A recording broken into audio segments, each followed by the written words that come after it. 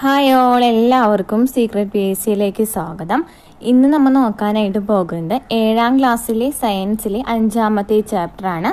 ചാപ്റ്ററിൻ്റെ പേര് മനുഷ്യ ശരീരം ഒരു വിസ്മയം, ദഹനവും ശ്വസനവും എന്ന് പറയുന്ന ഒരു ഭാഗമാണ്. അപ്പോൾ PSC പഠിക്കുന്നവർക്കറിയാം ഈ ഒരു ചാപ്റ്റർ അത്രയും ഇമ്പോർട്ടൻസ് ആണ്. കാരണം നമുക്ക് മനുഷ്യ ശരീരം മനുഷ്യ ശരീരത്തെക്കുറിച്ചുള്ള പൊതു പറയുന്ന ഒരു ഭാഗമുണ്ട് സിലബസിൽ നോക്കുകയാണെന്നുണ്ടെങ്കിൽ അല്ലേ. അപ്പോൾ ആ ഒരു ഭാഗത്ത് നിന്ന് PSC നമുക്ക് ഈ ഒരു ചാപ്റ്ററിൽ നിന്ന് നന്നായി ചോദ്യങ്ങൾ ചോദിക്കാനായിട്ട് ചാൻസ് ഉണ്ട്. അതുപോലെ തന്നെ 7ാം ക്ലാസ്സിൽ പഠിക്കുന്ന കുട്ടികൾ കാണുന്നുണ്ടെങ്കിലും ഈ ഒരു ക്ലാസ് ഉപകാരപ്രദമായിരിക്കും. അപ്പോൾ ക്ലാസ്സുകൾ ഇഷ്ടപ്പെട്ടാൽ സപ്പോർട്ട് ചെയ്യാം. നമ്മൾ 7ാം ക്ലാസ്സിൽ എല്ലാ ചാപ്റ്റേഴ്സും ചെയ്യുന്നുണ്ട്. അതുപോലെ തന്നെ 5ാം ക്ലാസ് മുതൽ 10ാം ക്ലാസ് വരെയുള്ള സോഷ്യൽ സയൻസും നമ്മൾ ചെയ്യുന്നുണ്ട് കേട്ടോ. അതുപോലെ തന്നെ PSC പഠിക്കുന്നവർക്കായിട്ട് previous question answers subject wise ആയിട്ടും ടോപ്പിക് വൈസ് ആയിട്ടൊക്കെ ചെയ്യുന്നുണ്ട്. അപ്പോൾ ക്ലാസ്സുകൾ ഇഷ്ടപ്പെട്ടാൽ സപ്പോർട്ട് ചെയ്യാം. അതുപോലെ തന്നെ പ്ലേ ലിസ്റ്റ് ഒന്ന് ചെക്ക് ചെയ്ത് നോക്കാം കേട്ടോ. അപ്പോൾ ക്ലാസ്സിലേക്ക് കിടക്കാം. 5ാമത്തെ ചാപ്റ്ററിൻ്റെ പേര് മനുഷ്യ ശരീരം ഒരു വിസ്മയം എന്നാണ്. അതിൽ നമുക്ക് ഇന്ന് പഠിക്കാനായിട്ടുള്ളത് ദഹനവും ശ്വസനവും എന്ന് പറയുന്ന ഒരു ഭാഗമാണ് ഈ ഒരു ചാപ്റ്ററിൽ പറയുന്നത് കേട്ടോ. അപ്പോൾ ഫസ്റ്റ് എന്താ പറയുന്നത്, എല്ലാ ജീവികൾക്കും ആഹാരം ആവശ്യമാണല്ലോ. ആഹാരം സമ്പാദിക്കുന്ന രീതിയും ഓരോ ജീവിയിലും വ്യത്യസ്തമാണ്. ഇളം പുല്ല് തിന്നുന്ന മുയലുകൾ, നെൽക്കതിർ കൊത്തി പറക്കുന്ന തത്തകൾ, എലിയെ വിഴുങ്ങുന്ന പാമ്പ്, വൃക്ഷത്തിന്റെ മുകളിലുള്ള തേനീച്ചക്കൂട്ടിൽ നിന്നും തേൻ കുടിക്കുന്ന കരടി, അങ്ങനെ എത്രയെത്ര കാഴ്ചകൾ. ചുറ്റുപാടുമുള്ള നിരവധി ജീവികളുടെ ആഹാരവും ആഹാര സമ്പാദന രീതികളും നിങ്ങൾ നിരീക്ഷിച്ചിട്ടുണ്ടല്ലോ. നിങ്ങൾ നിരീക്ഷിച്ചിട്ടുള്ള ജീവികളും അവയുടെ ആഹാരവും ഉൾപ്പെട്ട പട്ടിക പൂർത്തിയാക്കി ക്ലാസ്സിൽ അവതരിപ്പിച്ചാലോ. നമുക്ക് അറിയാവുന്ന ജസ്റ്റ് കുറച്ച് കാര്യങ്ങളാണ് ഇവിടെ പറയുന്നത്. ജീവിയുടെ പേര് പശു ആണ്. പശു എന്താണ് കഴിക്കുന്നത്? പുല്ല് കഴിക്കും അല്ലേ, പുല്ല് കഴിക്കും. അതുപോലെ തന്നെ എന്തൊക്കെയാണ് കഴിക്കുക? വൈക്കോൽ കഴിക്കും. ഇനി ആടാണെങ്കിലോ ഇലകൾ കഴിക്കും, പഴത്തൊലി കഴിക്കും അല്ലേ. ഇനി പൂച്ചയാണെങ്കിലോ എലിയെ കഴിക്കും, അതുപോലെ തന്നെ മത്സ്യത്തിനെ കഴിക്കും. കരടിയാണെങ്കിലോ തേൻ കുടിക്കും അല്ലേ, തേൻ കുടിക്കും, അതുപോലെ തന്നെ മത്സ്യം അല്ലേ. പിന്നെ മുയലാണെങ്കിൽ ക്യാരറ്റും ഇലകളൊക്കെ കഴിക്കും. മനുഷ്യനാണെങ്കിലോ ചോറും മത്സ്യം ബാക്കി എല്ലാ വിഭവങ്ങളും കഴിക്കും അല്ലേ.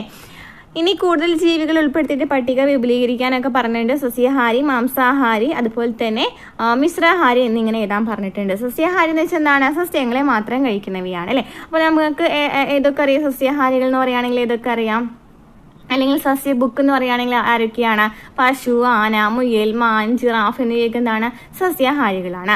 ഇനി മാംസാഹാരി ചോദിക്കുകയാണെങ്കിലോ സിംഹം, കടുവ, കഴുകൻ, സ്രാവ്, ചെന്നായ എന്നിവയൊക്കെ എന്താണ്? മാംസാഹാരികളാണ്. ഇനി മിശ്ര ബുക്ക് അല്ലെങ്കിൽ മിശ്ര ഹാരി ചോദിക്കുകയാണെങ്കിലോ മനുഷ്യൻ, കരടി, പന്നികൾ, കാക്ക, നായ എന്നിവയൊക്കെ എന്താണ്? മിശ്ര ബുക്കുകളാണ്. നമുക്കറിയാവുന്ന കാര്യമാണ് അല്ലേ. ഇനി ഓരോ ജീവിയുടെയും ആഹാരം വ്യത്യസ്തമാണെന്ന് മനസ്സിലായല്ലോ. എല്ലാ ജീവികളും ആഹാരം സ്വീകരിക്കുകയും അത് പ്രയോജനപ്പെടുത്തുകയും ചെയ്യുന്നുണ്ട്. അപ്പൊ എന്താണ് പോഷണം എന്ന് വെച്ചാൽ എന്താണ്?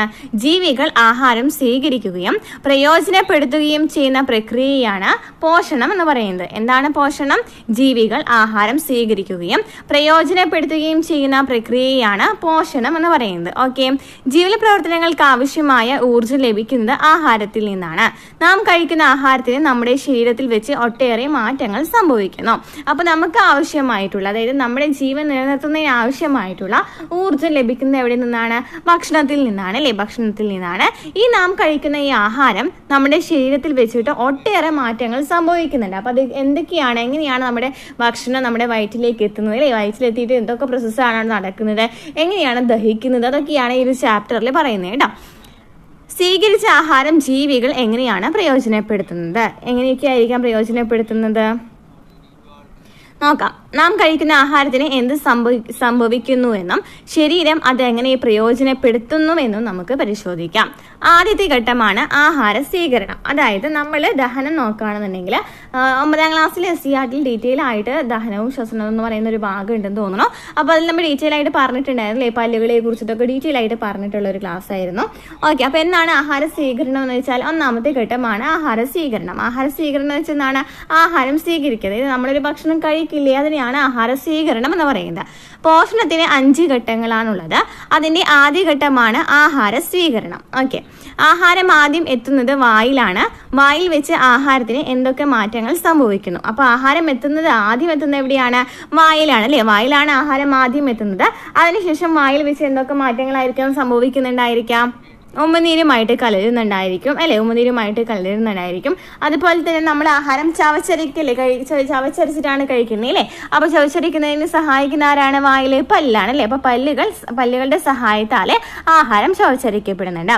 ഇനി നമ്മുടെ ദഹനം അല്ലെ, ദഹനം ആരംഭിക്കുന്നതിന് മുമ്പായിട്ട് ദഹനം തുടക്കം കുറിക്കുന്നത് എവിടെ വെച്ചിട്ടാന്ന് പറയാം? നമുക്ക് വായിൽ വെച്ചാണെന്ന് പറയാം. അപ്പൊ എന്താണ് ആഹാര സ്വീകരണം എന്ന് വെച്ചാല് നമ്മൾ പറഞ്ഞു, ആദ്യത്തെ നമുക്ക് 5 ഘട്ടങ്ങളാണ് നമ്മൾ ഈ ഭക്ഷണ ദഹനവുമായി ബന്ധപ്പെട്ട് വരുന്നത് 5 ഘട്ടങ്ങളാണ്, അല്ലെങ്കിൽ പോഷണവുമായി ബന്ധപ്പെട്ട് വരുന്നത് 5 ഘട്ടങ്ങളാണ്. ഓക്കെ, അപ്പൊ പോഷണത്തിന് 5 ഘട്ടങ്ങളാണുള്ളത്. അതിൽ ഒന്നാമത്തെ ഘട്ടമാണ് ആഹാര സ്വീകരണം. ഓക്കെ, എന്താണ് ആഹാര സ്വീകരണം? ആഹാര സ്വീകരണം എന്ന് വെച്ചാൽ നമ്മൾ സ്വീകരിക്കുന്ന ഭാഗം ഏതാണ്? വായാണ് അല്ലെ. ഇപ്പൊ വായിൽ നോക്കുകയാണെങ്കിൽ നമുക്കറിയാം പല്ലുണ്ട് അല്ലെ, അപ്പൊ ഉമിനീരുണ്ട്, പല്ലുണ്ട് അല്ലെ. അപ്പൊ ഉമിനീരിന്റെ സഹായത്താലാണ്, ഉമിനീരുമായിട്ട് ഇത് കലരുന്നുണ്ട് ഫുഡൊക്കെ അല്ലെ. അതുപോലെ തന്നെ പല്ലുണ്ടെന്ന് പറഞ്ഞല്ലോ, പല്ല് എങ്ങനെയാണ് ആഹാരം ചവച്ചരിക്കാൻ സഹായിക്കുന്നുണ്ട്. അതുപോലെ തന്നെ ദഹനം ആരംഭിക്കുന്നത് കേട്ടോ, ദഹനം ആരംഭിക്കുന്നത് എവിടെ വെച്ചിട്ടാണ്? ഈ വായിൽ വെച്ചിട്ടാണെന്ന് നമുക്ക് പറയാം.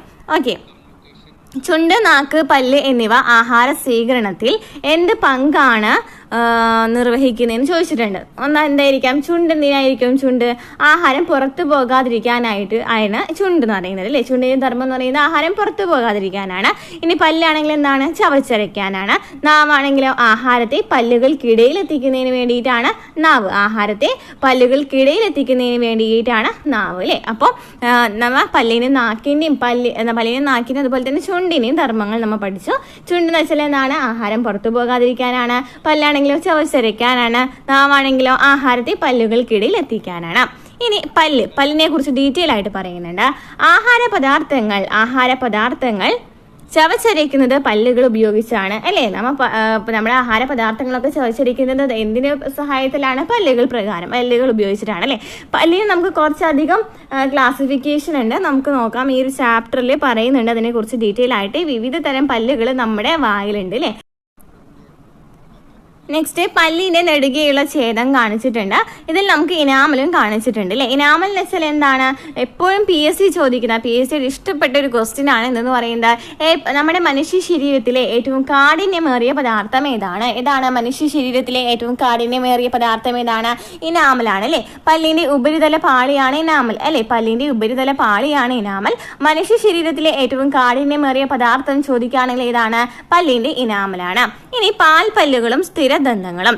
നിങ്ങൾക്ക് ആദ്യം ഉണ്ടായ പല്ലുകൾ തന്നെയാണോ ഇപ്പോഴും ഉള്ളത്? അല്ല അല്ലെ. നമുക്കറിയാം അതൊക്കെ എന്താണ്? കൊഴിഞ്ഞു പോയിട്ടുണ്ടായിരിക്കും അല്ലെ, പറിച്ചു പോയിട്ടുണ്ടായിരിക്കും അല്ലെ. അപ്പൊ ഈ പാൽപ്പല്ലുകൾ നിങ്ങൾക്ക് ഉണ്ടായ പോലെ തന്നെയല്ല എന്ന് പറഞ്ഞു. ഒരു കുഞ്ഞിന് ആദ്യം മുളയ്ക്കുന്ന പല്ലുകൾ തന്നെയാണോ ജീവിതാന്ത്യം വരെ നിലനിൽക്കുന്നത്? അല്ല അല്ലെ.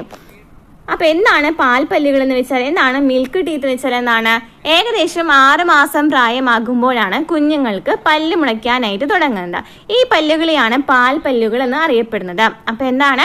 ഏകദേശം 6 മാസം പ്രായമാകുമ്പോൾ കുഞ്ഞുങ്ങൾക്ക് പല്ല് മുളയ്ക്കാൻ തുടങ്ങും. ഈ പല്ലുകൾ എന്തെന്നറിയപ്പെടുന്നു? പാൽപ്പല്ലുകൾ എന്നറിയപ്പെടുന്നു. മുകളിലും താഴെയുമായി 10 വീതം ആകെ 20 പാൽപ്പല്ലുകളാണ് ഉണ്ടാകുന്നത്. അപ്പൊ എത്രയാണ് പാൽപ്പല്ലുകൾ? 20 പാൽപ്പല്ലുണ്ട് അല്ലെ. മുകളിൽ 10ഉം താഴെയായിട്ട് 10ഉം, അങ്ങനെ 20 പല്ലാണ് കുഞ്ഞു പിള്ളേർക്ക് ഉണ്ടായിരിക്കുക. ഓക്കെ, അപ്പൊ ഏകദേശം 6 മാസം അല്ലെ, 6 മാസം പ്രായമാകുമ്പോഴേ കുട്ടികൾക്ക് പല്ല് മുളച്ചു തുടങ്ങും. ഓക്കെ, ഈ പല്ലുകളെയാണ് പാൽപ്പല്ലുകൾ എന്ന് പറയുന്നത്. മുകളിലും താഴെയുമായിട്ട് 10 വീതമാകി 20 പാൽപ്പല്ലുകളാണ് ഉണ്ടായിരിക്കാം. നെക്സ്റ്റ്, സ്ഥിരദന്തങ്ങൾ. എന്താണ് പെർമനന്റ് ടീത്ത് അല്ലെങ്കിൽ സ്ഥിരദന്തങ്ങൾ എന്ന് വെച്ചാൽ? പാൽപ്പല്ലുകൾ കൊഴിഞ്ഞു പോയതിനു ശേഷം പിന്നീട് മുളയ്ക്കുന്ന പല്ലുകളാണ് സ്ഥിരദന്തങ്ങൾ. എന്താണ്? പാൽപ്പല്ല് കൊഴിഞ്ഞു പോയതിനു ശേഷം പിന്നീട് മുളയ്ക്കുന്ന പല്ലുകളെയാണ് സ്ഥിരദന്തങ്ങൾ എന്ന് പറയുന്നത്. ഇവ പൊട്ടിപ്പോകുകയോ ഇളകിപ്പോകുകയോ ചെയ്താൽ ആ സ്ഥാനത്ത് പകരം പുതിയ പല്ലുകൾ ഉണ്ടാകുന്നില്ല. അതായത് സ്ഥിരദന്തങ്ങൾ എന്ന് വെച്ചാൽ നമ്മൾ മുതിർന്നതിന് ശേഷം, അതായത് നമ്മുടെ നമുക്ക് ഈ ജനിച്ചപ്പോൾ ഉണ്ടായിരുന്ന പല്ലായിരിക്കില്ല അല്ലെ. ഈ ജനിച്ച പല്ലൊക്കെ എന്താണ്? ആ സമയത്ത് പല്ലുകളൊക്കെ കൊഴിഞ്ഞു പോകും അല്ലെ. അങ്ങനെ കൊഴിഞ്ഞു പോയതിനു ശേഷം വീണ്ടും വരില്ലേ പല്ല്? ആ പല്ല് നമുക്ക് ഇനി പറഞ്ഞു പോകുന്നേ ഇല്ല. ഓക്കെ, നമ്മൾ പറിച്ചാൽ മാത്രമാണ് പറഞ്ഞു പോകുള്ളൂ അല്ലെ. അപ്പം നമുക്ക് നേരിട്ട് കേടൊക്കെ വന്ന് ഡോക്ടറെ അടുത്ത് പോവാണെന്നുണ്ടെങ്കിൽ എന്തായാലും പല്ല് പറിക്കും. അതല്ല പറയുന്നത്. അല്ലാതെ സ്വയം എന്താണ് പല്ല് കൊഴിഞ്ഞു പോകുന്നില്ല. ഇനിയിപ്പോൾ എന്തെങ്കിലും പൊട്ടി പോവുകയോ ഇളകി പോവുകയോ ചെയ്യുകയാണെന്നുണ്ടെങ്കിൽ തന്നെ ഇപ്പോൾ അത് പറഞ്ഞു പോയി തന്നെ വിചാരിക്കും. അങ്ങനെയാണെന്നുണ്ടെങ്കിൽ അവിടെ പുതിയ പല്ല് വരുമോ? ഇല്ല. ഓക്കെ, അതാണ് പറയുന്നത്. അപ്പോൾ അത് എന്താണ്? സ്ഥിരദന്തങ്ങളാണ് അല്ലേ. അവിടെ ഈ പല്ലുകൾ എന്ന് പറയുന്നത് എന്താണ്? കൊഴിഞ്ഞു പോകുന്നില്ല. അതെന്ന് പറയുന്നത് സ്ഥിരദന്തങ്ങളാണ്. ഓക്കെ, കൊഴിഞ്ഞു പോവുകയാണെന്നുണ്ടെങ്കിൽ, അല്ലെങ്കിൽ ഇപ്പം നമുക്ക് എന്തെങ്കിലും പല്ല് പൊട്ടി പോവുക അല്ലെങ്കിൽ കൊഴിഞ്ഞു പോവുക അങ്ങനെ ചെയ്യാൻ എന്തെങ്കിലും ഒരു സിറ്റുവേഷൻ വന്നാൽ തന്നെ എന്താണ്? പുതിയ പല്ലുകളൊന്നും അവിടെ ഉണ്ടാകുന്നില്ല. ഓക്കെ, നാം കഴിക്കുന്ന എല്ലാ ആഹാരവും ഒരുപോലെയാണോ? അല്ല അല്ലെ.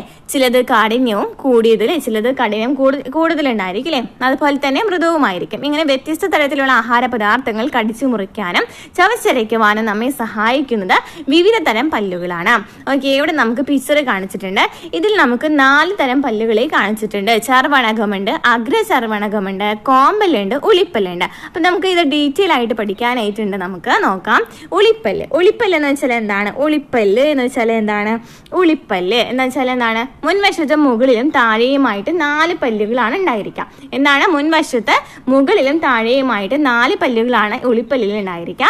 ഇത് എന്തിനാണ് ഉപയോഗിക്കുന്നത്? ആഹാര വസ്തുക്കൾ കടിച്ചു മുറിക്കാനാണ് സഹായിക്കുന്നത്. ഉളിപ്പല്ല് എന്താണ്? ആഹാര വസ്തുക്കൾ കടിച്ചു മുറിക്കാനാണ് സഹായിക്കുന്നത്. നെക്സ്റ്റ് കോമ്പല്. കോമ്പല് എന്ന് വെച്ചാൽ ഉളിപ്പല്ലുകളുടെ സമീപം ഇരുവശങ്ങളിലും മുകളിലും താഴെയുമായി 2 പല്ലുകൾ വീതം ഉണ്ടായിരിക്കും. കോമ്പല് എന്ന് വെച്ചാൽ ഉളിപ്പല്ലുകളുടെ സമീപത്തായിട്ട് ഇരുവശങ്ങളിലും അതുപോലെ തന്നെ മുകളിലും താഴെയുമായിട്ട് 2 പല്ലുകൾ വീതം ഉണ്ടായിരിക്കും. ഇത് ആഹാര വസ്തുക്കൾ കടിച്ചു കീറാൻ സഹായിക്കുന്നു. ആഹാര വസ്തുക്കൾ കടിച്ചു കീറാൻ സഹായിക്കുന്നു. നെക്സ്റ്റ് നോക്കുകയാണെങ്കിൽ അഗ്രചർവണകമാണ്. എന്താണ് അഗ്രചർവണകം? കോമ്പലിന് സമീപം ഇരുവശങ്ങളിലും മുകളിലും താഴെയുമായി 4 പല്ലുകൾ വീതം ഉണ്ടായിരിക്കും. അഗ്രചർവണകം എന്ന് പറയുമ്പോൾ കോമ്പലിന് സമീപത്തായിട്ട് നോക്കി, ഇതാണ് നമുക്കിവിടെ പിക്ചറിൽ കാണാനായിട്ട് സാധിക്കും. ഇതാണ് ഉളിപ്പല്ല് അല്ലേ. ഇതാണ് ഈ 2 ഉണ്ടല്ലോ, ഇതാണ് ഉളിപ്പല്ല് എന്ന് പറയുന്നത്. താഴെയുണ്ട്, അതുപോലെ തന്നെ മുകളിലും ഉണ്ടായിരിക്കും കേട്ടോ. അപ്പൊ എത്ര എണ്ണായി? 4 എണ്ണായി അല്ലേ. നെക്സ്റ്റ് കോമ്പലാണെന്നുണ്ടെങ്കിൽ ഉളിപ്പല്ലിന് സമീപത്തായിട്ട് 2 വശങ്ങളിലും കാണപ്പെടുന്ന മുകളിലും താഴെയുമായിട്ട് 2 പല്ലുകൾ വീതം ഉണ്ടായിരിക്കും. ഇതാണ് എന്ന് പറയുന്നത് കോമ്പല് എന്ന് പറയുന്നത്. ഓക്കെ, നെക്സ്റ്റ് അഗ്രചർവണകം എന്ന് വെച്ചാൽ കോമ്പലിന് അപ്പുറത്തായിട്ട് കാണപ്പെടുന്ന 4 പല്ലുകൾ വീതം ഉണ്ടായിരിക്കും. ഓക്കെ, ഈ ഒരു സൈഡിലുണ്ടായിരിക്കും, ഈ ഒരു സൈഡിലുണ്ടായിരിക്കും, മുകളിലും അതുപോലെ തന്നെ എത്രയാണ്? 2 ഉണ്ടായിരിക്കും അല്ലേ. 4 ഉണ്ടായിരിക്കും അല്ലേ. 4 ഉണ്ടായിരിക്കും, അടിയിൽ 4 ഉണ്ടായിരിക്കും. അതാണ് അഗ്രചർവണകം. നെക്സ്റ്റ് കാണിച്ചിട്ടുള്ളത് ഇവിടെ കണ്ടോ, ഇതാണ് ചർവണകം എന്ന് പറയുന്നത്. അത് 6 പല്ലുകൾ വീതമാണ് ഉണ്ടായിരിക്കുക. 6 പല്ലുകൾ വീതമാണ് ഉണ്ടായിരിക്കുക. മുകളിലും താഴെയുമായിട്ട് 6 പല്ലുകൾ വീതമാണ് ഉണ്ടായിരിക്കുക. അപ്പം എവിടെ വരുന്ന നോക്കി, അഗ്രചർവണകം എന്ന് വെച്ചാൽ ആഹാര വസ്തുക്കൾ ചവച്ചരയ്ക്കാനാണ് സഹായിക്കുന്നത്. അഗ്രചർവണകമാണെന്നുണ്ടെങ്കിലും അല്ലെങ്കിൽ ചർവണകമാണെന്നുണ്ടെങ്കിലും ആഹാര വസ്തുക്കൾ ചവച്ചരയ്ക്കാനാണ് സഹായിക്കുന്നത്. ചർവണകമാണെങ്കിൽ മുകളിലും താഴെയുമായിട്ട് 6 പല്ലുകൾ വീതമാണ് ഉണ്ടായിരിക്കുക. അപ്പോൾ ഇത് പഠിക്കുന്നതിനായിട്ട് നമുക്ക് എണ്ണം പഠിക്കുന്നതിനായിട്ട് ബുദ്ധിമുട്ടുണ്ടെങ്കിൽ ഞാനൊരു കോഡ് പറഞ്ഞു തരാം. കോഡല്ല, ഈ നമ്പർ പഠിച്ചു വെച്ചിരിക്കുക. 2 1 2 3. അപ്പോൾ 2 1 2 3 എന്ന് പറയുന്നതാണ് പല്ലിൻ്റെ ഘടന എന്ന് പറയുന്നത്. ഇവിടെ നമുക്ക് ഈ 2 1 2 3 ഇൻറ്റു 4 ചെയ്യാം. ഓക്കെ, അപ്പോൾ 2 ഇൻറ്റു നമുക്ക് 4 ചെയ്യുമ്പോൾ നമുക്ക് എത്ര കിട്ടി? ആൻസർ 8 എന്ന് കിട്ടിയില്ല. അപ്പോൾ 8 പല്ലുകളാണ് മൊത്തം ഉളിപ്പല്ല് ഉണ്ടായിരിക്കാം. ഇനി ഒരു കോമ്പലിൽ നിന്നാണ് നമ്മൾ എഴുതിയിട്ടുള്ളത് അല്ലേ. അപ്പോൾ ഒന്നിനെ നമ്മൾ 4 കൊണ്ട് മൾട്ടിപ്ലൈ ചെയ്താലോ 4 പല്ല് ഉണ്ടായിരിക്കുമല്ലോ. 4 പല്ല് ഉണ്ടായിരിക്കും അല്ലേ. അപ്പോൾ എത്ര? 4 പല്ല് കിട്ടി കോമ്പല്. ഇനി അഗ്രചർവണകം നോക്കുകയാണെങ്കിൽ നമ്മൾ 2 ആണ്. 2 ഇൻറ്റു 4 ചെയ്താൽ 8 കിട്ടി. 8 ആണ് അപ്പോൾ ടോട്ടലായിട്ട് ഉണ്ടായിരിക്കുക പല്ല്. അടിയിൽ 4 ഉണ്ടായിരിക്കും, മുകളിൽ 4 ഉണ്ടായിരിക്കും കേട്ടോ.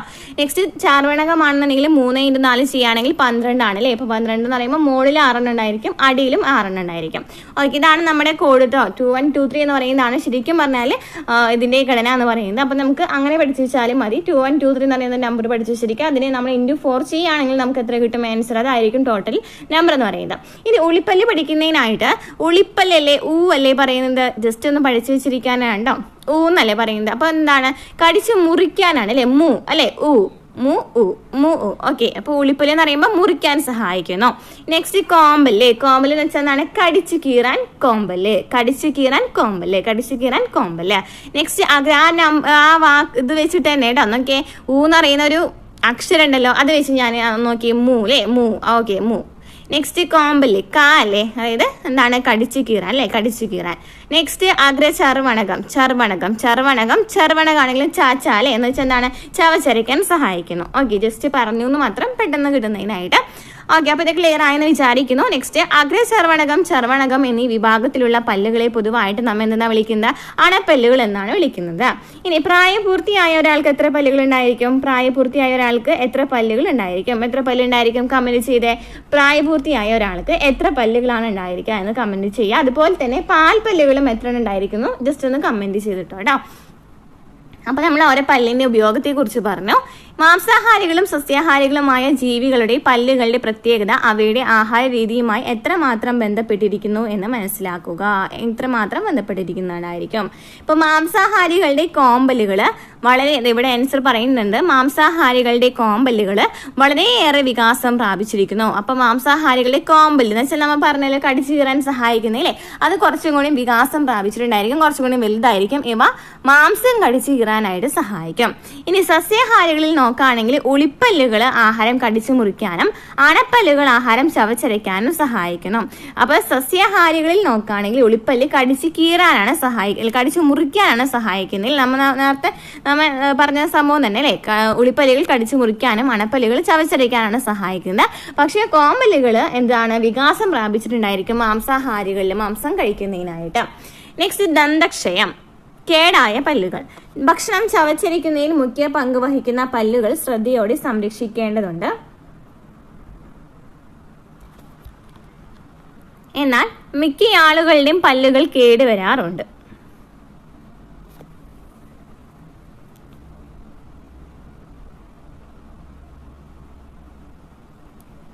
പല്ലുകൾ കേടുവരുന്നത് എങ്ങനെയെന്ന് കണ്ടെത്താനായി നമുക്കൊരു പരീക്ഷണം ചെയ്തു നോക്കിയാലോ. കാൽസ്യം സംയുക്തം കൊണ്ട് നിർമ്മിതമായ കാഠിന്യമേറിയ പദാർത്ഥമാണല്ലോ മാർബിൾ. ഇതിന്റെ ചെറിയ കഷ്ണമെടുത്ത് ഹാൻഡ് ലെൻസ് ഉപയോഗിച്ച് നിരീക്ഷിക്കുക. ഇതിനെ നേർപ്പിച്ച ഹൈഡ്രോക്ലോറിക് ആസിഡിൽ ഇട്ടുവെക്കുക. കുറച്ച് സമയം കഴിഞ്ഞ് ഇതെടുത്ത് ഹാൻഡ് ലെൻസ് ഉപയോഗിച്ച് വീണ്ടും നിരീക്ഷിക്കുക. മാർബിൾ കഷ്ണത്തിന് എന്ത് മാറ്റമാണ് കാണുന്നത്?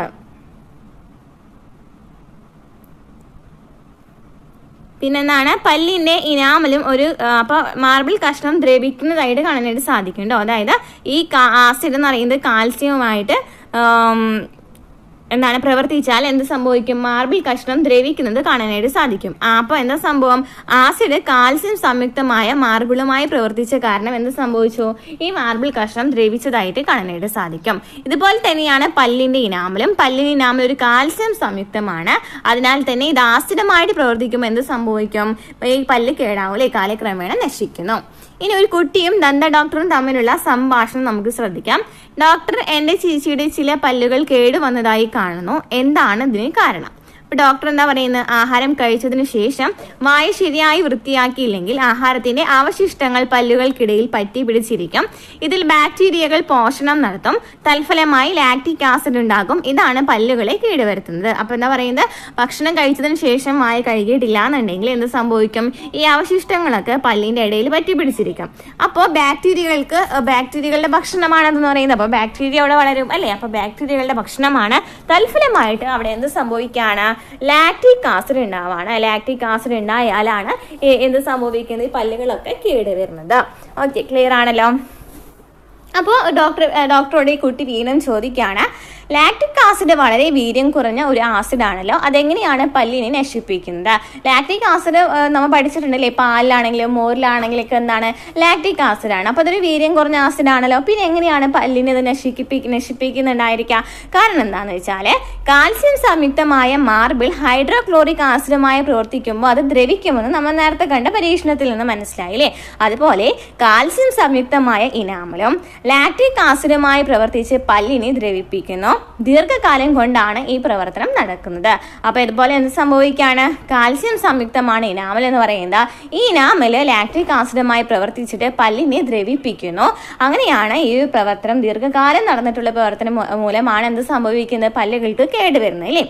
ഞാൻ രാത്രിയിൽ പല്ല് നന്നായി വൃത്തിയാക്കും, എന്നാൽ ചിലപ്പോൾ മധുര പലഹാരങ്ങൾ കഴിച്ചിട്ട് വായ കഴുകാതെ കിടന്നുറങ്ങാറുണ്ട്. അതുകൊണ്ട് എന്തെങ്കിലും കുഴപ്പമുണ്ടോ ഡോക്ടർ എന്ന് ചോദിക്കുന്നുണ്ട്. അപ്പോൾ ഡോക്ടർ എന്താ പറയുന്നത്, ഏത് ആഹാരം കഴിച്ചാലും വായ നന്നായി വൃത്തിയാക്കണം. പ്രത്യേകിച്ച് മധുരമുള്ള ആഹാര വസ്തുക്കൾ, അവ ബാക്ടീരിയകളുടെ പ്രവർത്തനത്തെ വേഗത്തിലാക്കുന്നു. രാവിലെ ഭക്ഷണത്തിന് മുമ്പും രാത്രിയിൽ ഭക്ഷണത്തിന് ശേഷവും ബ്രഷ് ഉപയോഗിച്ച് പല്ല് വൃത്തിയാക്കണം. കൂടാതെ ഓരോ തവണയും ഭക്ഷണശേഷം വായ വൃത്തിയാക്കണം. അപ്പൊ എന്താ പറയുന്നത്, ഈ കുട്ടി ഇപ്പോൾ രാത്രി എന്തായാലും പല്ല് തയ്ക്കാറുണ്ട്, പക്ഷെ എന്താണ്, മധുര പലഹാരങ്ങൾ കഴിച്ചതിന് ശേഷം എന്ത് ചെയ്യുന്നില്ല, വായ കഴുകുന്നില്ല അല്ലെ. അപ്പൊ എന്താ പറയുന്നത്, ആഹാരം കഴിച്ചതിന് ശേഷം എന്തായാലും വായ കഴുകണം. കാരണം എന്താണ്, ഈ പ്രത്യേകിച്ച് മധുരമുള്ള വസ്തുക്കളൊക്കെ ആണെങ്കിൽ ബാക്ടീരിയകൾക്ക് ഭയങ്കര ഇഷ്ടമാണ്. ബാക്ടീരിയകൾ വേഗം അവിടെ പെറ്റ് വളരില്ലേ. ഓക്കെ, അപ്പം എന്ത് സംഭവിക്കും, അവിടെ ഈ പ്രവർത്തനത്തൊക്കെ വേഗത്തിലാക്കാണ് ചെയ്യുന്നത്. ഈ കേടാവുന്ന ഒരു പ്രവർത്തനം ഉണ്ടല്ലോ, പല്ല് കേടാവുന്ന ഒരു പ്രവർത്തനം, അല്ലെങ്കിൽ ബാക്ടീരിയകളുടെ ഈ പ്രവർത്തനം ഉണ്ടല്ലോ, അത് വേഗത്തിലാക്കുമ്പോൾ എന്ത് സംഭവിക്കും, പല്ല് കേടാവും അല്ലേ. അപ്പോൾ രാവിലെ ആണെങ്കിലും രാത്രി ആണെങ്കിലും പല്ല് തേക്കണം. അതുപോലെ തന്നെ ഓരോ ഭക്ഷണം കഴിച്ചതിന് ശേഷവും പല്ല് വൃത്തിയാക്കണം, കഴുകണം അല്ലേ. നെക്സ്റ്റ്, കുറേ കാര്യങ്ങൾ ഇപ്പോഴാണ് മനസ്സിലായത്. ഈ കാര്യങ്ങൾ ഞാൻ പാലിക്കും. കൂട്ടുകാരോടും വീട്ടിലുള്ളവരോടും തീർച്ചയായും പങ്കുവയ്ക്കും. അപ്പോൾ നമുക്ക് പല്ലിനെ കുറിച്ചിട്ട് ഡീറ്റെയിൽ ആയിട്ട് പഠിച്ചു കഴിഞ്ഞു. ഇനി നമുക്ക് നെക്സ്റ്റ് വരുന്നത് വായിലെ നാക്കാണ് വരുന്നത്. രുചി അറിയാൻ നാക്കിലെ സ്വാദുമുകുളങ്ങൾ നമ്മെ സഹായിക്കുന്നു എന്ന് നമ്മൾ പഠിച്ചിട്ടുണ്ട് അല്ലേ. അപ്പോൾ നാക്കിന്റെ മറ്റു ധർമ്മങ്ങൾ എന്തൊക്കെയാണ്? ഇപ്പം ജ്ഞാനേന്ദ്രിയങ്ങളുമായി ബന്ധപ്പെട്ട് വരുന്ന ഒരു ചാപ്റ്റർ ഉണ്ട് കേട്ടോ, 10ാം ക്ലാസ്സിൽ പുതിയൊരു SCERT ചാപ്റ്റർ ആണ്. ഓക്കെ, ആ ഒരു ചാപ്റ്ററിൽ ഡീറ്റെയിൽ ആയിട്ട് പറയുന്നുണ്ട്. അപ്പോൾ നമുക്ക് 7ാം ക്ലാസ്സിൽ SCERT ആയി കാരണം തന്നെ അധികം പഠിക്കാനായിട്ടില്ല. നാക്കിൻ്റെ ധർമ്മങ്ങൾ എന്തൊക്കെയാണ്? വിഴുങ്ങാൻ സഹായിക്കുന്നുണ്ട് നാക്ക്. അതുപോലെ തന്നെ പല്ലുകൾക്ക് ചവച്ചരിക്കാൻ വേണ്ടിയിട്ട് പാകത്തിലുള്ള ആഹാരം വായ്ക്കുള്ളിൽ ചലിപ്പിക്കുന്നുണ്ട് അല്ലേ. നാവ് എന്താണ് ചെയ്യുന്നത്? ചലിപ്പിക്കുന്നുണ്ടല്ലോ. നമ്മൾ കഴിക്കുന്ന ആഹാരം നാവ് ഇങ്ങനെ ചലിപ്പിക്കുന്നുണ്ട് അല്ലേ, നമുക്ക് ആഹാരം ചവച്ചരിക്കുന്നതിനായിട്ട്. അതുപോലെ തന്നെ രുചി അറിയാൻ നാക്കിലെ സ്വാദുമുകുളങ്ങൾ നമ്മെ സഹായിക്കുന്നു. രുചി അറിയാനായിട്ട് നാക്കിലെ സ്വാദുമുകുളങ്ങളും നമ്മളെ സഹായിക്കുന്നുണ്ട്. വായിൽ ഉമിനീരുണ്ടല്ലോ, ദഹന പ്രക്രിയയിൽ ഉമിനീരും പ്രധാന പങ്ക് വഹിക്കുന്നുണ്ട്. എവിടെയാണ് ഉമിനീരിന്റെ ഉൽപാദനം നടക്കുന്നതെന്ന് ചിത്രം നിരീക്ഷിച്ച് മനസ്സിലാക്കൂ. എവിടെയാണ്? ഉമിനീർ ഗ്രന്ഥികളുണ്ട് അല്ലേ. ഉമിനീർ ഗ്രന്ഥികളാണ് ദഹന പ്രക്രിയയിൽ ഉമിനീരും അതുപോലെ തന്നെ പ്രധാന പങ്ക് വഹിക്കുന്നുണ്ട്. ഉമിനീർ ഉൽപ്പാദിപ്പിക്കുന്ന ആരാണ്? ഉമിനീർ ഗ്രന്ഥികളാണ് ഉമിനീർ ഉൽപ്പാദിപ്പിക്കുന്നത്. അപ്പം നമ്മുടെ വായ പഠിച്ചു കഴിഞ്ഞു. അതുപോലെ തന്നെ ആഹാര സ്വീകരണം എന്ന് പറയുന്ന ഘട്ടവും പഠിച്ചു കഴിഞ്ഞു. നെക്സ്റ്റ് വരുന്നത് ആഹാരം അന്നപഥത്തിലൂടെ എന്ന് പറയുന്ന ഒരു ഭാഗമാണ്. അതായത് വായിൽ വെച്ച് ചവച്ചരയ്ക്കപ്പെടുന്ന ആഹാരം പിന്നീട് ദഹന വ്യവസ്ഥയുടെ ഏത് ഭാഗത്തേക്കാണ് എത്തിച്ചേരുന്നത് നമുക്ക് നോക്കാം. നമുക്ക് ആഹാരത്തോടൊപ്പം ഒരു യാത്ര പോവാണ്. വായിൽ നിന്ന് ആഹാരം ആദ്യം എത്തുന്നത് എവിടെയാണ്? അന്നനാളത്തിലേക്കാണ് അല്ലേ. ആദ്യം തന്നെ വായിൽ നിന്ന് നമ്മൾ ഭക്ഷണം കഴിച്ചതിന് ശേഷം വായിൽ നിന്നും ആഹാരം എത്തുന്നത് അന്നനാളത്തിലേക്കാണ്. ഈ നീളം ഉണ്ടല്ലോ, ഇതാണ് അന്നനാളം എന്ന് പറയുന്നത്.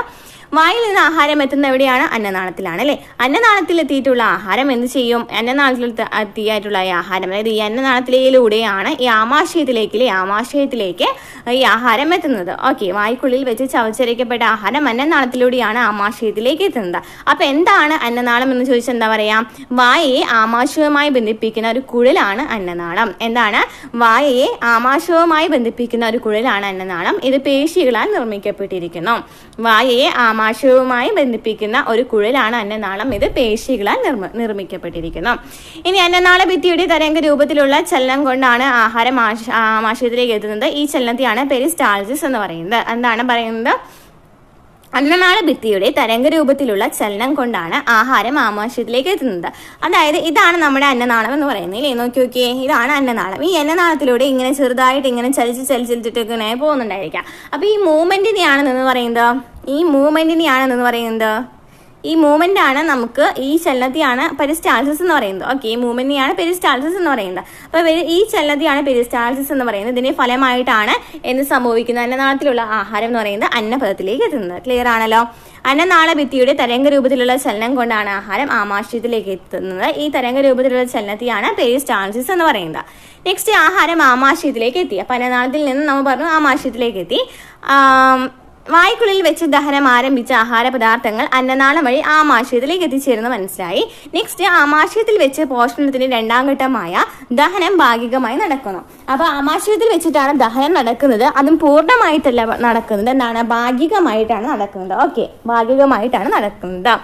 ഇനി ആഹാര പദാർത്ഥങ്ങൾ 4 മുതൽ 5 മണിക്കൂർ വരെ അവിടെ നിലനിൽക്കും. അതായത് നമ്മുടെ ആമാശയത്തിലേക്ക് എത്തിയതിനു ശേഷം ആമാശയത്തിൽ 4 മുതൽ 5 മണിക്കൂർ വരെയാണ് ആഹാര പദാർത്ഥങ്ങൾ അവിടെ തന്നെ നിൽക്കും. അവിടെ കുറച്ച് പ്രവർത്തനങ്ങളൊക്കെ നടക്കുന്നുണ്ട്. ആമാശയ ഭിത്തിയുടെ തരംഗ രൂപത്തിലുള്ള ചലനം മൂലം ആഹാരം കുഴമ്പ് രൂപത്തിലാകുന്നു. അപ്പൊ ആമാശയ ഭിത്തിയിലും ഇതുപോലൊരു ചലനം സംഭവിക്കുന്നുണ്ട്.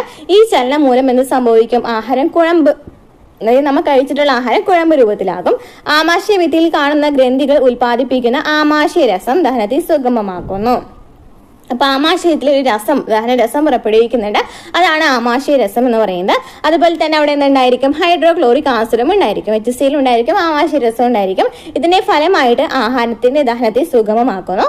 ഇത് മാംസ്യത്തിന്റെ ദഹനത്തെ സഹായിക്കുകയും രോഗാണുക്കളെ നശിപ്പിക്കുകയും ചെയ്യുന്നു. ഇവിടെ ചെറിയ അളവിൽ ഹൈഡ്രോക്ലോറിക് ആസിഡും ആമാശയത്തിൽ ഉൽപ്പാദിപ്പിക്കുന്നുണ്ട്. ഇത് മാംസ്യത്തിന്റെ ദഹനത്തെ സഹായിക്കുന്നുണ്ട്. HCl ഹൈഡ്രോക്ലോറിക് ആസിഡ് മാംസ്യത്തിന്റെ ദഹനത്തെ സഹായിക്കുന്നുണ്ട്. അതുപോലെ തന്നെ രോഗാണുക്കളെ നശിപ്പിക്കുകയും ചെയ്യുന്നുണ്ട്. ക്ലിയർ ആണല്ലോ.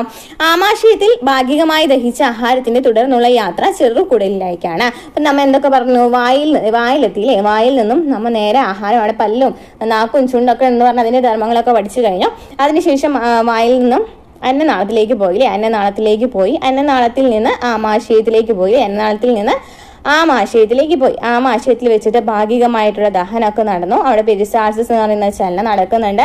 അതുപോലെ തന്നെ അന്നനാളത്തിലും എന്താണ് പെരിസ്റ്റാൾസിസ് എന്ന് പറയുന്ന ചലനം നടക്കുന്നുണ്ട്. ആമാശയത്തിലും ചലനം നടക്കുന്നുണ്ട്. അതിന്റെ ഫലമായിട്ട് ആഹാരം കുഴമ്പ് രൂപത്തിലാകും. അതുപോലെ തന്നെ ആമാശയത്തിലെ ആമാശയ രസമുണ്ട്. അതുപോലെ തന്നെ എന്താണ് HCl ഉണ്ട്. ഇതിന്റെ പ്രവർത്തന ഫലമായിട്ട് ദഹനം കുറച്ചും കൂടി സ്പീഡിൽ നടക്കും. HCl എന്ന് പറയുന്നത് സ്പീഡിൽ നടക്കുന്നതിന് വേണ്ടിയിട്ട് മാത്രമല്ല, എന്താണ് അവിടുത്തെ രോഗാണുക്കളെ നശിപ്പിക്കുന്നതിനായിട്ട് HCl സഹായിക്കുന്നുണ്ട്. ക്ലിയർ ആണല്ലോ. അപ്പൊ പകുതി ദഹനം എവിടെ കഴിഞ്ഞിട്ടുണ്ട്? ആമാശയത്തിൽ കഴിഞ്ഞിട്ടുണ്ട്. നെക്സ്റ്റ് ഇത് എങ്ങോട്ടാണ് പോകുന്നത്? ചെറുകുടലിലേക്കാണ് പോകുന്നത്. ആഹാരം ചെറുകുടലിലേക്കാണ് പോകുന്നത്. മനുഷ്യന്റെ ചെറുകുടലിന് 5 മുതൽ 6 മീറ്റർ വരെ നീളമുണ്ട്. 5 മുതൽ 6 മീറ്റർ വരെയാണ് നീളമുള്ളത്. പക്ഷെ എന്താണ് ഇത് ഇങ്ങനെ വളഞ്ഞു തിരിഞ്ഞിട്ടൊക്കെയാണ് ഇരിക്കുന്നുണ്ടായിരിക്കാം.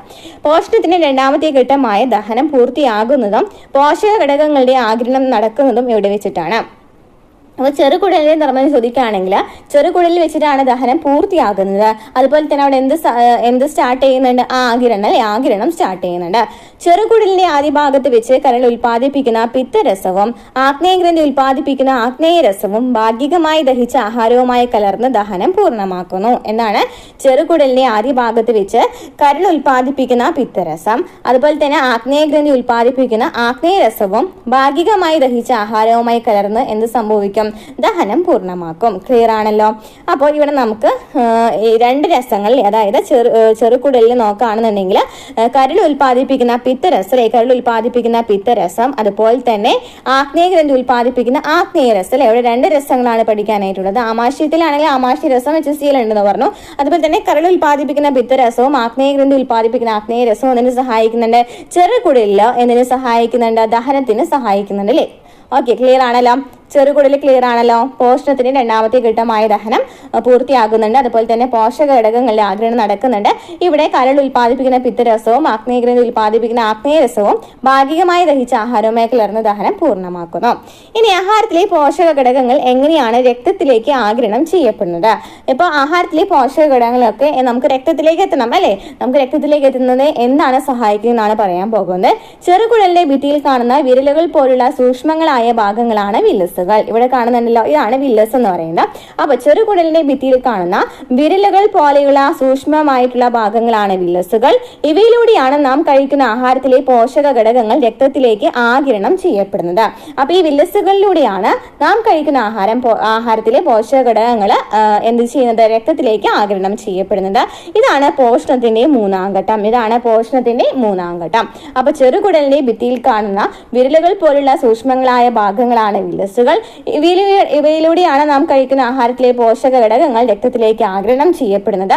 ഇതാണ് പോഷണത്തിന്റെ മൂന്നാം ഘട്ടം. ഓക്കെ, ക്ലിയർ ആണല്ലോ. അപ്പൊ എവിടെ വെച്ചിട്ടാണ് ഈ വില്ലസുകളാണ് എന്ത് ചെയ്യുന്നത്? ആഹാരത്തെ ആഗിരണം ചെയ്യുന്നത്. ഇവയിലൂടെയാണ് നാം കഴിക്കുന്ന ആഹാരത്തിലെ പോഷകഘടകങ്ങൾ രക്തത്തിലേക്ക് ആഗിരണം ചെയ്യപ്പെടുന്നത്. അപ്പൊ പോഷണത്തിന്റെ ആദ്യത്തെ ഘട്ടം എന്ന് പറഞ്ഞു ആഹാര സ്വീകരണമാണെന്ന് പറഞ്ഞു. രണ്ടാമത്തെ ഘട്ടം എന്താണെന്ന് പറഞ്ഞു? ദഹനമാണെന്ന് പറഞ്ഞു. മൂന്നാമത്തെ ഘട്ടമാണ് എന്തെന്ന് പറയുന്നത്? ആഗിരണം എന്ന് പറയുന്നത്. അപ്പൊ പോഷക ഘടകങ്ങൾ ആഗിരണം ചെയ്യുന്നത് ഫുൾ അല്ല കേട്ടോ, പകുതിയാണ്. അവിടെ ഭാഗികമായിട്ടാണ് നടക്കുന്നത്. രക്തത്തിൽ എത്തിച്ചേർന്ന പോഷക ഘടകങ്ങൾ ശരീരത്തിന്റെ ഭാഗമായി മാറുന്നു. ഇതാണ് സ്വാംശീകരണം എന്ന് പറയുന്നത്. അപ്പൊ നാലാമത്തെ ഘട്ടം എന്ന് പറയുന്നതാണ് സ്വാംശീകരണം എന്ന് വെച്ചാൽ എന്താണ്? നമ്മൾ കഴിച്ചിട്ടുള്ള ഭക്ഷണങ്ങളൊക്കെ എന്താണ്? പോഷക ഘടകങ്ങളൊക്കെ എന്താണ്? രക്തത്തിലേക്ക് എത്തിയില്ലേ? ഇനി രക്തത്തിലേക്ക് എത്താണെങ്കിൽ അത് നമ്മുടെ ശരീരത്തിന്റെ ഭാഗമായിട്ട് മാറണ്ടേ? ഈ ശരീരത്തിന്റെ ഭാഗമായിട്ട് മാറുന്നതിനെയാണ് എന്ന് പറയുന്നത് സ്വാംശീകരണം എന്ന് പറയുന്നത്. ഇതാണ് പോഷണത്തിന്റെ 4ാം ഘട്ടം. ക്ലിയർ ആണല്ലോ. അപ്പോൾ നമുക്ക് നോക്കാം. ദഹിച്ച ആഹാരത്തിൽ ശരീരത്തിന് വേണ്ടാത്ത പദാർത്ഥങ്ങൾ ഉണ്ടായിരിക്കും അല്ലേ? നമ്മൾ ദഹിപ്പിച്ചു അല്ലേ? ദഹനം ഫുള്ളായിട്ട് നടന്നു, ആഹാര സ്വീകരണം നടന്നു. ഇനി അവിടെ വേസ്റ്റ് പ്രൊഡക്ട്സ് ഉണ്ടായിരിക്കില്ല. അപ്പോൾ ഈ വേസ്റ്റ് പ്രൊഡക്ട്സ് ഒക്കെ എങ്ങോട്ടാണ് പോകുന്നതെന്നാണ് നെക്സ്റ്റ് പറയുന്നത്. ദഹിച്ച ആഹാര പദാർത്ഥങ്ങളിൽ നിന്ന് പോഷക ഘടകങ്ങളുടെ ആഗിരണത്തിന് ശേഷമുള്ള അവശിഷ്ടങ്ങൾ വൻകുടലിലേക്ക് നീങ്ങുന്നു. എന്താണ് അവശിഷ്ടങ്ങളൊക്കെ എങ്ങോട്ടും നീങ്ങുന്നത്? വൻകുടലിലേക്കാണ് നീങ്ങുന്നത്. വൻകുടലിൽ വെച്ച് ദഹനാവശിഷ്ടങ്ങളിലുള്ള ജലവും ലവണങ്ങളും ആവശ്യാനുസരണം ആഗിരണം ചെയ്യപ്പെടുന്നു. ഈ പോയിന്റ് ക്ലിയർ ആയിട്ട് പഠിച്ചു വെച്ചിരിക്കുന്നത് കേട്ടോ, ഇമ്പോർട്ടന്റ് ആണ്. കാരണം നമ്മൾ വിചാരിക്കും ആഗിരണമൊക്കെ ചെറുകുടലിൽ കഴിഞ്ഞല്ലോ, ഇന്ന് നമുക്കൊന്നും ഉണ്ടായിരിക്കില്ല എന്ന് വിചാരിക്കും. പക്ഷെ എന്താണ് വൻകുടലിലും ആഗിരണം നടക്കുന്നുണ്ട്. അവിടെ എന്തിന്റെ ആഗിരണമാണ് നടക്കുന്നത്? ജലത്തിന്റെയും ലവണത്തിന്റെയും ആഗിരണമാണ് അവിടെ നടക്കുന്നത്. ക്ലിയർ ആയിട്ട് പഠിച്ചു വെച്ചിരിക്കുക. ജലത്തിന്റെയും ലവണങ്ങളുടെയും ആഗിരണം നടക്കുന്ന എവിടെയാണ്? വൻകുടലിലാണ് എന്ന് മനസ്സിലാക്കി വെച്ചിരിക്കുക കേട്ടോ. തുടർന്ന് മലാശയത്തിൽ സംഭരിക്കപ്പെടുന്ന ദഹനാവശിഷ്ടങ്ങൾ മലദ്വാരത്തിലൂടെ പുറന്തള്ളപ്പെടുന്നു. ഈ പുറന്തള്ളൽ പ്രക്രിയയാണ് മലവിസർജനം എന്ന് പറയുന്നത്. ഇതാണ് പോഷണത്തിന്റെ 5ാം ഘട്ടം എന്ന് പറയുന്നത്. ഓക്കെ, അപ്പൊ വൻകുടലിൽ വെച്ചിട്ട് ആഹാരങ്ങൾ നമ്മൾ പറഞ്ഞു വേസ്റ്റ് ആയിട്ടുള്ള ദഹിച്ച അവശിഷ്ടങ്ങളൊക്കെ എങ്ങോട്ട് പോകുന്നുണ്ട്? വൻകുടലിലേക്ക് പോകുന്നുണ്ട്. പക്ഷെ അവിടെ ജലവും ലവണങ്ങളും ഇങ്ങോട്ട് പോകുന്നുണ്ട്. ഓക്കെ, ഈ ജലവും ലവണങ്ങളും വൻകുടലിൽ വെച്ച് ആഗിരണം ചെയ്യപ്പെടുന്നുണ്ട്. ബാക്കി വരുന്ന വേസ്റ്റുകളാണ് മലവിസർജനത്തിലൂടെ പുറത്തേക്ക് പോകുന്നത്. ഇതാണ് 5ാം ഘട്ടം എന്ന് പറയുന്നത്. ഓക്കെ, ക്ലിയർ ആണല്ലോ. അപ്പൊ നമ്മൾ ഒന്ന് പറഞ്ഞേ, ഘട്ടങ്ങളൊക്കെ ഒന്ന് പറഞ്ഞേ. ഘട്ടങ്ങൾ ആദ്യം എന്താ സംഭവിച്ചത്, പിന്നെ എങ്ങോട്ടേക്ക് പോയി എന്നൊക്കെ പറഞ്ഞേ. ആദ്യം എന്ത് സംഭവിച്ചു? ഫ്ലോ ചാർട്ട് എങ്ങനെയാണ്? ഇതാ ആഹാരം സ്വീകരിക്കില്ലേ, ആഹാരം സ്വീകരിക്കൽ എഴുതിയിട്ടുണ്ട്. നെക്സ്റ്റ് എന്താണ്? ദഹനമാണ് അല്ലേ, ദഹനമാണ്. അതിനുശേഷം എന്താണ്? സ്വീകരണം അല്ലേ, ദഹനം സ്വീകരണം അല്ലേ.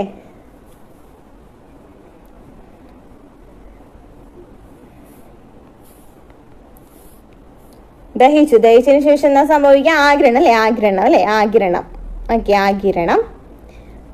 പിന്നെ നമ്മുടെ ശരീരത്തിന്റെ ഭാഗമാക്കുന്നതാണ് സ്വാംശീകരണം എന്ന് പറയുന്നത്. അതിനുശേഷം എന്താണ്? മലവിസർജനം അല്ലെ, വിസർജനം. 5 ഘട്ടങ്ങളും ക്ലിയർ ആയല്ലോ. ഇനി നമ്മൾ ഈ ദഹന വ്യവസ്ഥയുടെ എങ്ങനെയാണ് മനുഷ്യ ശരീരത്തിലെ ഏതൊക്കെ ഭാഗങ്ങളിലൂടെയാണ് കടന്നു പോയത്? ആദ്യം നമ്മൾ പറഞ്ഞു വായ അല്ലെ, വായ. പിന്നെ ഇതെന്താണ്? ഈ നീളൻ 5 മുതൽ 6 മീറ്റർ വരെയൊക്കെ ഉള്ള നീളം, അതാണ് അന്നനാളമാണ് അല്ലെ, അന്നനാളമാണ്. ഓക്കെ, അന്നനാളത്തിൽ എന്താ സംഭവിക്കുന്നത്? പെരിസ്റ്റാൾസിസ് എന്ന് പറയുന്ന ചലനം നമുക്ക് ഉണ്ടെന്ന് പറഞ്ഞു, തരംഗ രൂപത്തിലുള്ള ചലനമാണ്. നെക്സ്റ്റ് ഇത് ആമാശയത്തിലേക്ക് എത്തി. ഓക്കെ, നെക്സ്റ്റ് ഇതെന്താണ്? ഇങ്ങനെ കാണുന്നത്, ഇങ്ങനെ കുറെ വളഞ്ഞു തിരിഞ്ഞിട്ടൊക്കെ കാണുന്നുണ്ടല്ലോ അല്ലെ, അവിടെ വില്ലസുകളൊക്കെ ഉണ്ടെന്ന് പറഞ്ഞു. അതെന്താണ്? ചെറുകുടൽ അല്ലേ, ചെറുകുടലാണ്. നെക്സ്റ്റ് എന്താണ്?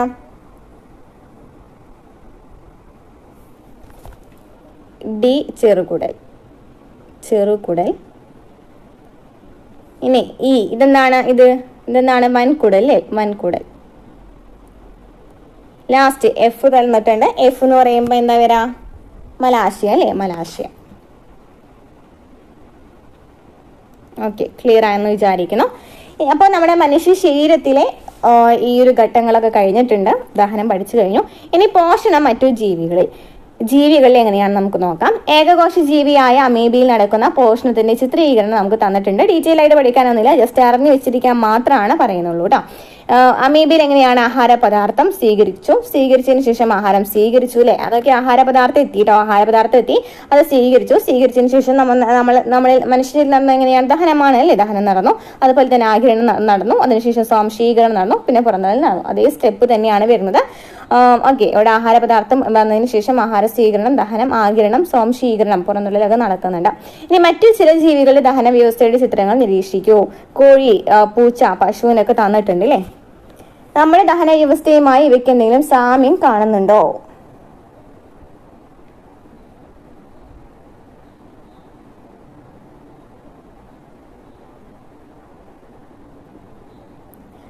ഭക്ഷണം കൂടാതെ മനുഷ്യന് കുറച്ചു കാലം ജീവിക്കാൻ കഴിയും, എന്നാൽ ശ്വസിക്കാതെ ജീവൻ നിലനിർത്താൻ കഴിയുമോ? കുറച്ചു കാലം നമുക്ക് ഭക്ഷണം കൂടാതെ അല്ലെ ജീവിക്കാനായിട്ട് കഴിയും. പക്ഷെ നമുക്ക് ശ്വസിക്കാണ്ട് ജീവൻ നിലനിർത്താൻ കഴിയോ? ഇല്ല അല്ലെ. നമുക്ക് ശ്വസിക്കാണ്ട് ജീവൻ നിലനിർത്താൻ കഴിയോ? ഇല്ല അല്ലെ. ചിത്രം നിരീക്ഷിക്കൂ. മനുഷ്യനും മത്സ്യങ്ങളും വെള്ളത്തിൽ നീന്തുന്നുണ്ട്. ഈ മനുഷ്യന് ഓക്സിജൻ സിലിണ്ടർ ഉപയോഗിക്കാതെ എത്ര സമയം വെള്ളത്തിൽ മുങ്ങിക്കിടക്കാൻ കഴിയും? മത്സ്യത്തെ പോലെ നമുക്ക് എന്താണ് വെള്ളത്തിൽ നിന്നും ഓക്സിജൻ സ്വീകരിക്കാൻ കഴിയാത്തത്? മനുഷ്യരുടെയും മത്സ്യങ്ങളുടെയും ശ്വസന വ്യവസ്ഥയിലുള്ള വ്യത്യാസമാണ് ഇതിന് കാരണം. മത്സ്യങ്ങൾക്ക് എന്തുണ്ട്? ചെകിളപ്പൂക്കളുണ്ട് അല്ലെ. മത്സ്യങ്ങൾക്ക് ചെകിളപ്പൂക്കളുണ്ട്. അവ വെള്ളത്തിൽ നിന്ന് ഓക്സിജൻ സ്വീകരിക്കണം. എന്നാൽ ചെകിളപ്പൂക്കൾ ഇല്ല. മനുഷ്യർക്ക് എന്താണ്? ചെകിളപ്പൂക്കളില്ല അല്ലെ. ചെകിളപ്പൂക്കളാണ് ഈ ഓക്സിജൻ സ്വീകരിക്കുന്നത്. മനുഷ്യർക്ക് അതില്ല. അതിനാൽ തന്നെ നമ്മൾ നമ്മൾ ശ്വസിക്കുന്നത് എങ്ങനെയാണ്? ശ്വാസകോശത്തിന് അന്തരീക്ഷ വായുവിൽ നിന്നുള്ള ഓക്സിജൻ സ്വീകരിക്കാൻ മാത്രമേ മനുഷ്യന് കഴിയുള്ളൂ. ഓക്കെ, ഇനി ശ്വസനം മനുഷ്യനിൽ. ശ്വസനമുണ്ടോ? നമ്മുടെ ഇത് കഴിഞ്ഞു, ദഹനം കഴിഞ്ഞു. ഓക്കെ, ഇനി ശ്വസനമാണ് പറയാനായിട്ട് പോകുന്നത്. നിങ്ങൾക്ക് എത്ര സമയം ശ്വസിക്കാതിരിക്കാൻ കഴിയും ഒരു പ്രവർത്തനം ചെയ്താലോ? എല്ലാവരും എഴുന്നേറ്റ് നിൽക്കൂ, നന്നായി ശ്വാസം അകത്തേക്ക് എടുക്കുക. എന്നിട്ട് ഓരോരുത്തരും കഴിയുന്നത്രയും സമയം ശ്വാസം പിടിച്ച് നിൽക്കൂ. ആർക്കാണ് ഏറ്റവും കൂടുതൽ സമയം ശ്വാസം പിടിച്ച് നിൽക്കാൻ കഴിഞ്ഞത്? 1 മിനിറ്റ് പോലും ശ്വാസം പിടിച്ച് നിൽക്കാൻ കഴിയുന്നില്ല അല്ലേ? ശ്വസനവുമായി ബന്ധപ്പെട്ട കൂടുതൽ കാര്യങ്ങൾ മനസ്സിലാക്കാം. അപ്പോൾ ഓരോരുത്തരും നെഞ്ചിൽ കൈ അമർത്തി പിടിച്ച് ശക്തിയായി ശ്വാസം എടുക്കുകയും പുറത്തുവിടുകയും ചെയ്യൂ. നിങ്ങളുടെ ശരീരത്തിന് അനുഭവപ്പെടുന്ന മാറ്റങ്ങൾ എന്തൊക്കെയാണ്? വായകത്തേക്കും പുറത്തേക്കും പോകുന്നത് അനുഭവപ്പെട്ടിട്ടില്ലേ? ഇതുമായി ബന്ധപ്പെട്ട് മറ്റെന്തൊക്കെ നിങ്ങൾക്ക് അറിയാമെന്നൊക്കെ ചോദിച്ചിട്ടുണ്ട്. ജസ്റ്റ് ഒന്ന് ചെയ്തതൊക്കെ നോക്കാം അല്ലേ? ശ്വാസം എടുക്കാനായിട്ട് പറ്റുന്നുണ്ടോ? എങ്ങനെയാണ് ശ്വാസം എടുക്കുകയാണ് ചെയ്യുന്നത്? ശ്വാസം പുറത്തേക്ക് പോകുന്നുണ്ടോന്നൊക്കെ നോക്കാം. അപ്പൊ എന്താണ് ഉച്ഛ്വാസവും നിശ്വാസവും എന്ന് പറയുന്നത്? വായു ശ്വാസകോശത്തിലേക്ക് എടുക്കുന്ന പ്രവർത്തനത്തെയാണ് ഉച്ഛ്വാസം എന്ന് പറയുന്നത്. നമ്മുടെ ഈ വായു നമ്മുടെ ശ്വാസകോശത്തിലേക്ക് എടുക്കുന്ന പ്രവർത്തനത്തെയാണ് ഉച്ഛ്വാസം എന്ന് പറയുന്നത്. എന്നാൽ ശ്വാസകോശത്തിൽ നിന്ന് വായു പുറത്തേക്ക് പോകുന്ന പ്രവർത്തനമാണ് നിശ്വാസം. എന്താണ് പറഞ്ഞത്? വായു ശ്വാസകോശത്തിലേക്ക് എടുക്കുന്ന പ്രവർത്തനമാണ് ഉച്ഛ്വാസം. ശ്വാസകോശത്തിൽ നിന്ന് വായു പുറത്തേക്ക് പോകുന്ന പ്രവർത്തനത്തെയാണ് നിശ്വാസം എന്ന് പറയുന്നത്. ഇവിടെ നമുക്കൊരു മനുഷ്യന്റെ ശ്വസന പ്രക്രിയ എങ്ങനെയാണ് നടക്കുന്നതെന്ന് അറിയാൻ വേണ്ടിയിട്ട് ഒരു പരീക്ഷണമൊക്കെ കൊടുത്തിട്ടുണ്ട്. പ്ലാസ്റ്റിക് ബോട്ടിൽ വെച്ചിട്ടുണ്ട്, 2 ചെറിയ ബലൂണൊക്കെ വെച്ചിട്ട്. ആ ഒരു പരീക്ഷണമൊക്കെ ജസ്റ്റ് ഒന്ന് വായിച്ചു വിട്ട് നോക്കാം കേട്ടോ. സ്കൂളുകളാണെന്നുണ്ടെങ്കിൽ ഡീറ്റെയിൽ ആയിട്ട് പഠിപ്പിച്ചു തരുന്നതാണ് അല്ലേ ഇതൊക്കെ. ജസ്റ്റ് ഒന്ന് പ്രവർത്തനങ്ങളൊക്കെ ചിലപ്പോൾ കാണിച്ചു തരുന്നുണ്ടായിരിക്കാം, ചിലപ്പോൾ കാണിച്ചു തരുന്നുണ്ടായിരിക്കില്ല. ഞങ്ങൾ പഠിക്കുന്ന സമയത്തൊന്നും അങ്ങനെ കാണിച്ചു തന്നിട്ടില്ല.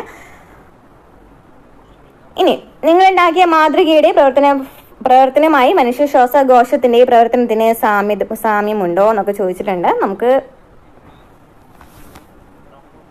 നോക്കാം.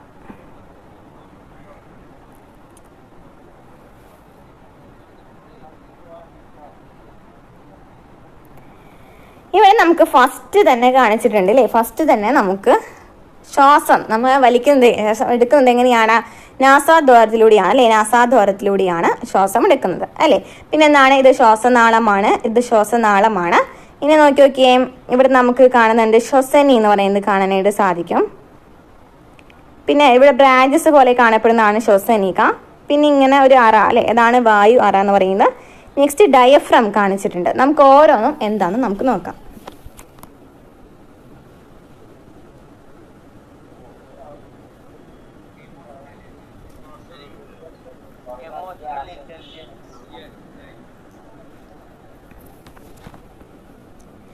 മനുഷ്യന്റെ ശ്വാസകോശങ്ങൾ സ്ഥിതി ചെയ്യുന്ന നെഞ്ചിനകത്തെ അറയാണ് ഔരസാശയം.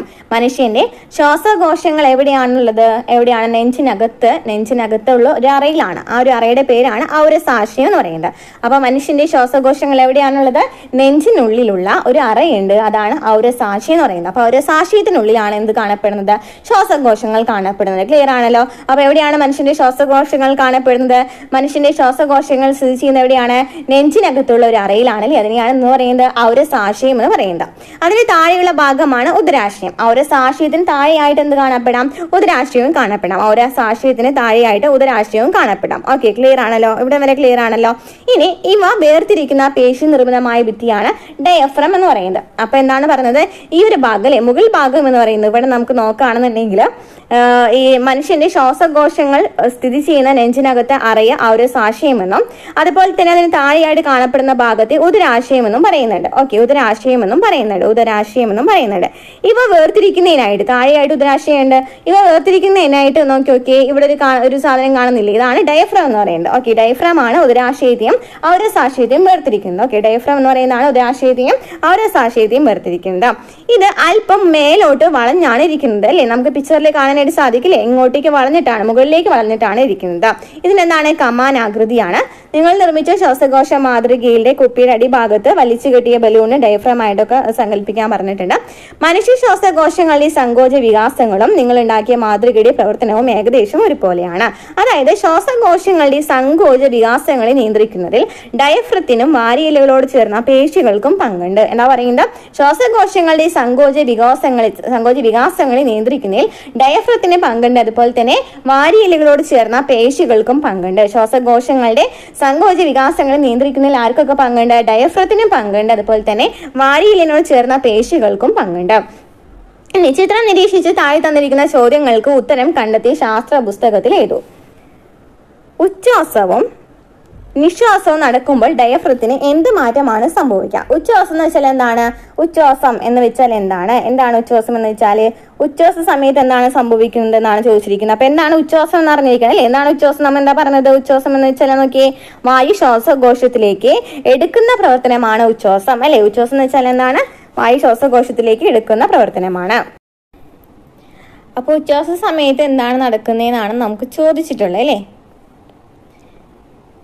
ക്വസ്റ്റ്യൻ്റെ ഉച്ഛ്വാസവും നിശ്വാസവും നടക്കുമ്പോൾ ഡയഫ്രത്തിന് എന്ത് മാറ്റമാണ് സംഭവിക്കുന്നതാണ് ചോദിച്ചിരിക്കുന്നത്. ഉച്ഛ്വാസ സമയത്ത് എന്ത് സംഭവിക്കും? ഡയഫ്രം ചുരുങ്ങും. ഓക്കെ, ഉച്ഛ്വാസ സമയത്ത് എന്ത് സംഭവിക്കും? ഡയഫ്രം ചുരുങ്ങും. ഡയഫ്രം ചുരുങ്ങിയിട്ട് വളവ് അല്പം നിവരും. എന്താണ്? ഡയഫ്രം ചുരുങ്ങി, അതുപോലെ തന്നെ വളവ് അല്പം നിവർന്നു. വളവുണ്ടെന്ന് നമ്മൾ പറഞ്ഞു അല്ലേ? മുകളിലേക്കായിട്ട് എന്തുണ്ട്? വളവുണ്ടെന്ന് പറഞ്ഞിട്ടുണ്ടായിരുന്നല്ലോ അല്ലേ? ഉച്ഛ്വാസ സമയത്ത് എന്ത് സംഭവിക്കാം? ഉച്ഛ്വാസം എന്ന് വെച്ചാൽ എന്താണ്? വായുവിലേക്ക് എടുക്കുന്ന പ്രവർത്തനമല്ലേ? അവിടെ എന്ത് സംഭവിക്കുകയാണ്? ഈ ഡയഫ്രം എന്ന് പറയുന്നത് ചുരുങ്ങാണ്. അതുപോലെ തന്നെ നോക്കി ഇതുപോലെ തന്നെ നിവരാണ് ചെയ്യുന്നത്. അപ്പൊ നിവരുമ്പോൾ ഇതിനിടയിൽ കുറെ കപ്പാസിറ്റി ഇവിടെ കുറച്ചധികം സ്ഥലം കൂടി കിട്ടുന്നുണ്ട് അല്ലേ? നടുക്ക് നോക്കി ഈ വെള്ള ഭാഗം ഉണ്ടല്ലോ, അവിടെ കുറച്ചധികം കപ്പാസിറ്റി സ്ഥലം കിട്ടുന്നുണ്ട്. അതിനാൽ തന്നെ ഔരാസാശയത്തിന്റെ വ്യാപ്തി വർദ്ധിക്കുന്നു. അപ്പൊ എന്താ സംഭവിക്കുന്നത്? ഔരാസാശയത്തിന്റെ വ്യാപ്തി വർദ്ധിക്കുന്നു. അതിന്റെ ഫലമായിട്ട് അന്തരീക്ഷവായു ശ്വാസകോശത്തിനുള്ളിലേക്ക് പ്രവേശിക്കും. അങ്ങനെ ശ്വാസകോശം വികസിക്കുന്നു. അപ്പൊ എന്താ സംഭവിച്ചത്? ഇവിടെ ഉച്ഛ്വാസ സമയത്ത് എന്ത് സംഭവിച്ചത്? ഡയഫ്രം ചുരുങ്ങി. അപ്പൊ എന്ത് സംഭവിച്ചു? വളവ് അല്പം നിവർന്നു അല്ലെ? വളവ് അല്പം നിവർന്നു. അപ്പൊ ഔരസാശയത്തിന്റെ വ്യാപ്തി വർദ്ധിച്ചു. ഔരസാശയത്തിന്റെ വ്യാപ്തി വർദ്ധിച്ചപ്പോൾ എന്ത് സംഭവിച്ചു? അന്തരീക്ഷവായു ശ്വാസകോശത്തിനുള്ളിലേക്ക് കടന്നു. അങ്ങനെ ശ്വാസകോശം വികസിച്ചു. ഓക്കെ, ക്ലിയർ ആണല്ലോ? ഇനി നിശ്വാസം എന്ന് വെച്ചാൽ എന്താണ്? നിശ്വാസം എന്ന് വെച്ചാൽ നമ്മൾ വായു പുറത്തേക്ക് വിടുന്ന പ്രക്രിയയാണ് അല്ലെ? നിശ്വാസം എന്ന് വെച്ചാൽ എന്താണ്? വായു പുറത്തേക്ക് വിടുന്ന പ്രക്രിയയാണ്. നിശ്വാസ സമയത്ത് ഡയഫ്രം നോക്കി പൂർവ്വസ്ഥിതിയിലാകും. അതായത് നേരത്തെ നമ്മൾ കണ്ടില്ലേ ഫസ്റ്റ്, അതുപോലെ തന്നെ ആയിരിക്കും അല്ലെ? ഇങ്ങനെ വളഞ്ഞിട്ടായിരിക്കും. അപ്പൊ ഇവിടുത്തെ വ്യാപ്തി കുറവാണ് അല്ലെ? ഉള്ളിലുള്ള വ്യാപ്തി കുറവല്ലേ ഉണ്ടായിരിക്കുക? അപ്പൊ എന്ത് സംഭവിക്കും? ശ്വാസകോശം പൂർവ്വസ്ഥിതിയിലാകും.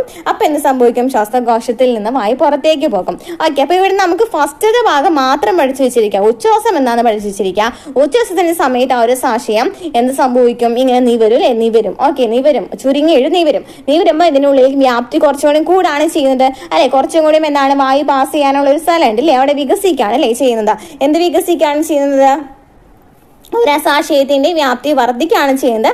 അതിന്റെ ഫലമായിട്ട് ശ്വാസകോശം വികസിക്കുകയാണ് ചെയ്യുന്നത് അല്ലെ? വായുള്ളിലേക്ക് വരുമ്പോൾ എന്ത് സംഭവിക്കാം? ശ്വാസകോശം വികസിക്കുകയാണ് ചെയ്യുക. നേരെ ഓപ്പോസിറ്റ് ആണ് നിശ്വാസം എന്ന് പറയുന്ന പ്രക്രിയ. ഓക്കെ, ക്ലിയർ ആണല്ലോ? ഇനി ഉച്ഛ്വാസ സമയത്താണോ നിശ്വാസ സമയത്താണ് ഔരസാശയത്തിന്റെ വ്യാപ്തി കൂടുതൽ? ഏതിലാണ് നോക്കി വ്യാപ്തി കൂടുതലായിട്ടുണ്ടായിരിക്കാൻ നോക്കിയത്? നിവരുമ്പോൾ കുറച്ചും കൂടി ഈ ഒരു ഭാഗത്തെ വ്യാപ്തി കൊണ്ട് കൂടുതൽ കിട്ടല്ലേ ചെയ്തിട്ടുള്ളത്. അപ്പൊ ഏതാണ്? ഉച്ഛ്വാസ സമയത്താണ്. ഉച്ഛ്വാസ സമയത്ത് ഡയഫ്രം ചുരുങ്ങുകയും വളവ് അല്പം നിവരുകയും ചെയ്യുന്നു. അതിനാൽ ഔരസാശയത്തിന്റെ വ്യാപ്തി വർദ്ധിക്കുന്നു. തൽഫലമായി അന്തരീക്ഷവായു ശ്വാസകോശത്തിനുള്ളിലേക്ക് പ്രവേശിക്കുന്നു. ശ്വാസകോശം വികസിക്കുകയും ചെയ്യുന്നു. ഇനി നിശ്വാസ സമയത്താണെങ്കിലോ ഡയഫ്രം പൂർവ്വസ്ഥിതിയിലാകുന്നു. ശ്വാസകോശവും പൂർവ്വസ്ഥിതിയിലാകുന്നു. ശ്വാസകോശത്തിൽ നിന്ന് വായു പുറത്തേക്ക് പോകുന്നു. നെക്സ്റ്റ്, എന്താണ് ശ്വസനപഥം? നാസാദ്വാരത്തിലൂടെ അകത്ത് കടക്കുന്ന വായു ശ്വാസകോശങ്ങളിലെ വായു അറയിലേക്ക് എത്തുന്നു. വായുവിന്റെ ഈ സഞ്ചാരപാതയാണ് ശ്വസനപഥം എന്ന് പറയുന്നത്. നാസാദ്വാരത്തിലൂടെ, അതായത് നമ്മൾ മൂക്കിലൂടെ വായു ശ്വസിക്കുന്നുണ്ടല്ലോ അല്ലെ? ഈ ശ്വസിച്ചതിന് ശേഷം ഈ വായു ശ്വാസകോശങ്ങളിലേക്ക് എത്തുന്നുണ്ടല്ലോ. ഈ വായു ശ്വാസകോശങ്ങളിലേക്ക് എത്തുന്ന ആ ഒരു പാതയുണ്ടല്ലോ, ആ പാതയാണെന്ന് പറയുന്നത് സഞ്ചാരപാത. അതായത് ഈ സഞ്ചാരപാതയാണ് ശ്വസനപഥം എന്ന് പറയുന്നത്. അപ്പൊ ജസ്റ്റ് നമുക്ക് ഇവിടെ കുറച്ച് സൂചനകളൊക്കെ തന്നിട്ടുണ്ട്. അതനുസരിച്ച് ഒന്ന് ക്ലിയർ ആയിട്ടൊന്ന് എഴുതി നോക്കിയേ. ആദ്യം സംഭവിക്കുന്നത് വായു മൂക്കിലൂടെ നമ്മൾ ശ്വസിക്കുകയാണ് ചെയ്യുന്നത്. അപ്പൊ എന്താണ്? നാസാദ്വാരം എന്ന് പറയാം അല്ലെ? നാസാദ്വാരത്തിന് ശേഷം എന്താണ്? ശ്വാസനാളത്തിലേക്ക് എത്തൂലേ? ശ്വാസനാളത്തിൽ നമ്മൾ പറഞ്ഞിട്ടുണ്ടായിരുന്നു അല്ലെ? ഇവിടെ നോക്കി നമ്മുടെ പിക്ചർ അവിടെ ഇതാണ് നമ്മുടെ ശ്വാസനാളം അല്ലേ? ശ്വാസനാളത്തിലേക്ക് എത്തി. പിന്നെ നമ്മുടെ ശ്വാസനാളത്തിന്റെ ഇരു സൈഡിലായിട്ട് നോക്കി ഇവിടെ കറക്റ്റ് ആയിട്ട് കാണിച്ചിട്ടുണ്ട് അല്ലേ? ഇതാണ് നമ്മുടെ ശ്വസനി എന്ന് പറയുന്നത്. ഈ ശ്വസനി എന്ന് പറയുന്നത് ഇതാണ്. ഓക്കെ, ഇതാണ് ശ്വസനി എന്ന് പറയുന്നത്. ഈ ശ്വസനിക്ക് കുറച്ച് ബ്രാഞ്ചസ് ഒക്കെ ഉണ്ടെന്നുണ്ടെങ്കിൽ അത് നമുക്ക് ഇതെന്ന് പറയാം, ശ്വസനിക എന്ന് പറയും. ഓക്കെ, അപ്പൊ ശ്വസനി നമുക്ക് ശ്വാസനാളം കഴിഞ്ഞിട്ട് എന്ത് ചെയ്താം? ശ്വസനി എന്ന് എഴുതാം അല്ലെ? ശ്വസനി എന്ന് എഴുതാം. നെക്സ്റ്റ് എന്താണ്? ശ്വസനിക എന്ന് എഴുതാം. ശ്വസനിക കഴിഞ്ഞതിന് ശേഷം എന്താണ്? വായു അറ. ഇതാണ് നമ്മുടെ സഞ്ചാരപാത. ഏതിന്റെ സഞ്ചാരപാത? ഈ ഈ ശ്വാസത്തിന്റെ ഏതാണ് ശ്വസനപദം എന്ന് പറയുന്നത്. അപ്പൊ എന്താണ് ശ്വസനപദം എന്ന് ക്ലിയർ ആയല്ലോ. ഇനി ഉച്ഛ്വാസ സമയത്തും നിശ്വാസ സമയത്തും എന്തൊക്കെ മാറ്റങ്ങളാണ് സംഭവിക്കുന്നതെന്ന് നമുക്ക് പറയുന്നുണ്ട്, നോക്കാം. ഇപ്പോൾ ഉച്ഛ്വാസം എന്ന് വെച്ചാൽ ഡയഫ്രം ചുരുങ്ങി വളവ് അല്പം നിവരുന്നു. നമ്മൾ നേരത്തെ പറഞ്ഞു അല്ലേ, ഡയഫ്രം ചുരുങ്ങി വളവ് അല്പം നിവരും. അപ്പൊ വാരിയലിംഗ് കൂട് നോക്കി, വാരിയലിംഗ് കൂട് ഉയരുന്നുണ്ട്. അതുപോലെ തന്നെ ഔരസാക്ഷ്യത്തിന്റെ വ്യാപ്തി വർദ്ധിക്കുന്നു. ശ്വാസകോശം വികസിക്കുന്നു. വായു ശ്വാസകോശത്തിനുള്ളിലേക്ക് പ്രവേശിക്കുന്നു. നമ്മൾ നേരത്തെ പറഞ്ഞ അതേ പ്രോസസ് കേട്ടോ. നിശ്വാസമാണെങ്കിൽ എന്ത് സംഭവിക്കും? ശ്വാസകോശത്തിൽ നിന്ന് വായു പുറത്തേക്ക് പോകും. അപ്പൊ ഔരസാക്ഷ്യത്തിന് വ്യാപ്തി കുറയും. ശ്വാസകോശം എന്താണ് ചുരുങ്ങാണ് ചെയ്യാല്ലേ, വായു പുറത്തേക്ക് പോയി. അപ്പൊ എന്താണ് ശ്വാസകോശം ചുരുങ്ങി ഡയഫ്രം പൂർവ്വസ്ഥിതിയിലാകുന്നു. വാരിയലിംഗ് കൂട് താഴുന്നു. ക്ലിയർ ആണല്ലോ. ഇനി ഉച്ഛ്വാസ പ്രക്രിയയിലെയും നിശ്വാസ പ്രക്രിയയിലെയും വിവിധ ഘട്ടങ്ങൾ എന്തെല്ലാമാണ് എന്നൊക്കെ ചോദിച്ചിട്ടുണ്ട്. നമ്മൾ പറഞ്ഞൂലേ ഏതൊക്കെ ഘട്ടങ്ങൾ എന്ന് പറഞ്ഞല്ലോ.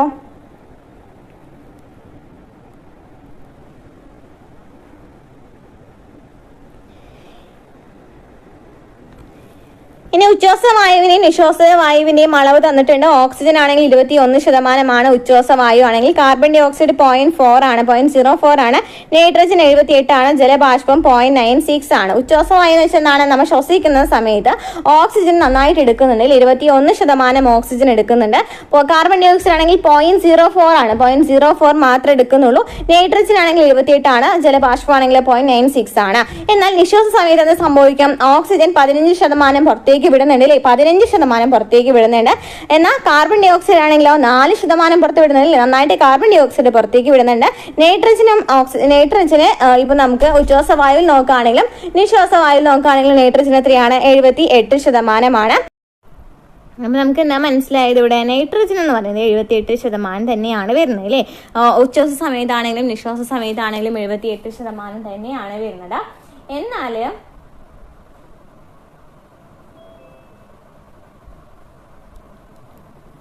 ഓക്സിജൻ നോക്കുകയാണെങ്കിൽ നന്നായി എടുക്കുന്നുണ്ട് അല്ലേ. ഉച്ഛ്വാസ സമയത്ത് 21 വരുന്നത്. നിശ്വാസ സമയത്ത് എത്രയാണ്? 15 വരുന്നത്. ഇനി കാർബൺ ഡൈ ഓക്സൈഡ് ആണെങ്കിലോ 0.04 മാത്രമാണ് സ്വീകരിക്കുന്നുള്ളൂ. എന്നാൽ 4% പുറത്തേക്ക് വിടുന്നുണ്ട്. ഓക്കെ, ക്ലിയർ ആണല്ലോ.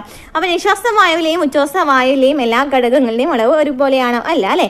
ഏതൊക്കെ ഘടകങ്ങളുടെ അളവിലാണ് വ്യത്യാസം വരുന്നത് നമ്മൾ പറഞ്ഞു. ഉച്ഛ്വാസവായുവിനെ അപേക്ഷിച്ച് നിശ്വാസവായുവിൽ കൂടിയ അളവിലുള്ള ഘടകങ്ങൾ ഏതെല്ലാമാണ്, അളവിൽ കുറവ് വരുന്ന ഘടകങ്ങൾ ഏതെല്ലാമാണ് നമ്മൾ പറഞ്ഞതാണ്.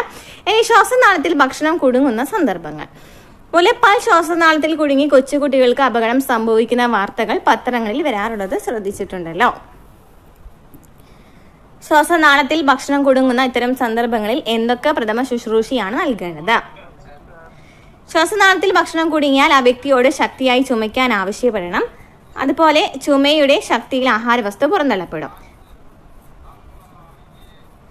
ശ്വാസതടസ്സം നേരിട്ട വ്യക്തിയെ ചിത്രത്തിൽ കാണുന്നത് പോലെ അല്പം കുനിച്ചു നിർത്തി പിറകിലായി നിന്ന് 2 കൈകൾ കൊണ്ടും അപകടത്തിൽപ്പെട്ടയാളുടെ വയറിൽ ശക്തിയായി അമർത്തുക. ആവശ്യമെങ്കിൽ ഏതാനും തവണ ഇത് ആവർത്തിക്കാം.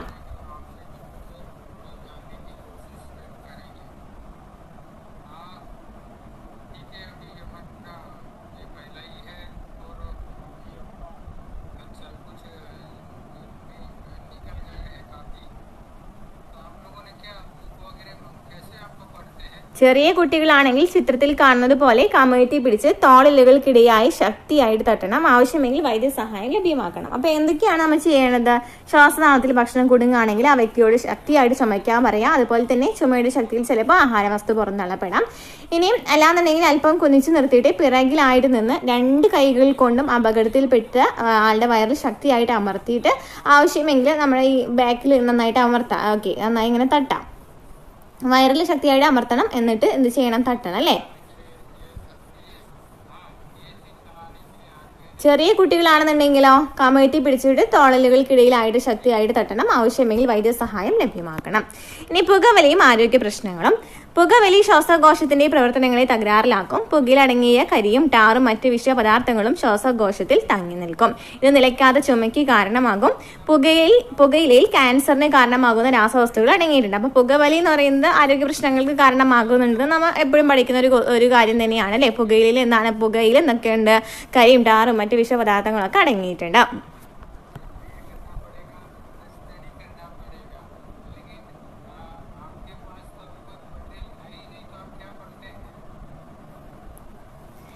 ഇനി ശ്വസനത്തിലെ വൈവിധ്യം. നഗ്നനേത്രം കൊണ്ട് കാണാൻ കഴിയാത്ത ഒരു ജലജീവിയാണല്ലോ പാരമീസിയം. ഏകകോശ ജീവിയായ ഇവയിൽ എങ്ങനെയാണ് വാതക വിനിമയം നടക്കുന്നത്?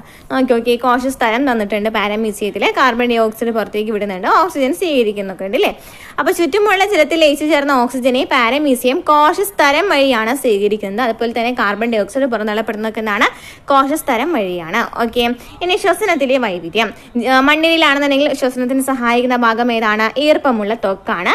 മത്സ്യമാണെങ്കിലോ ശകുലങ്ങൾ അല്ലെങ്കിൽ ചെകിളപ്പൂക്കളാണ്. തവളയാണെങ്കിൽ കരയിലായിരിക്കുമ്പോൾ ശ്വാസകോശമാണ്, വെള്ളത്തിലായിരിക്കുമ്പോൾ എന്താണ്? ഈർപ്പമുള്ള ത്വക്കാണ്. ചിലന്തിയിലാണെങ്കിൽ ബുക്ക് ലെങ്സ് ആണ്. അപ്പോൾ ഓരോ ജീവികളിലും വ്യത്യസ്തമാണ്. മണ്ണിരയിലെ ശ്വസനാവയവം ഈർപ്പമുള്ള ത്വക്ക്, മത്സ്യമാണെങ്കിലോ ചെകിളപ്പൂക്കൾ, തവളയാണെങ്കിൽ കരയിലായിരിക്കുമ്പോൾ ശ്വാസകോശം, വെള്ളത്തിലായിരിക്കുമ്പോൾ ഈർപ്പമുള്ള ത്വക്കാണ്. ചിലന്തി ആണെങ്കിൽ എന്താണ്? ബുക്ക് ലെങ്സ് ആണ്. ചിലന്തിയിലാണെന്നുണ്ടെങ്കിൽ എന്താണ്? ബുക്ക് ലെങ്സ് ആണ്. ഇനി എന്താണ് ശ്വസനം എന്ന് വെച്ചാൽ ജീവികളിൽ ശ്വസനം മനുഷ്യരുടെ ശ്വസനം ഒരുപോലെ തന്നെയാണല്ലേ.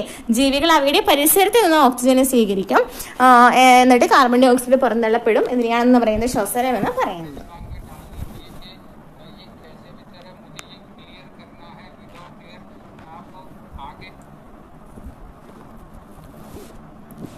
ഇനി സസ്യങ്ങളും മറ്റു ജീവികളെ പോലെ ശ്വസിക്കുന്നു എന്ന് മനസ്സിലായി.